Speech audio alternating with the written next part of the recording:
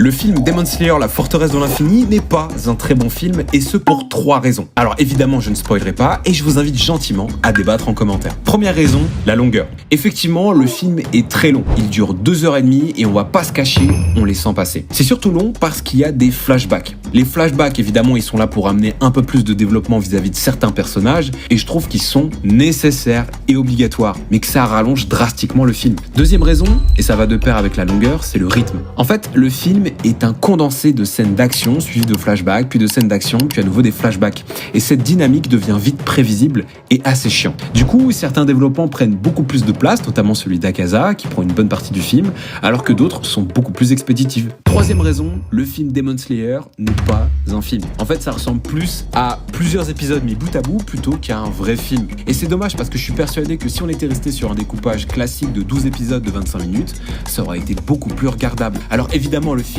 est une claque visuelle, c'est beau, le mélange 2D et 3D est super propre, les combats sont dingues, c'est du Demon Slayer. Mais moi, ce qui vient faire défaut, c'est tout le reste, c'est la longueur, le rythme et ce découpage assez particulier qui rend le tout assez mitigé.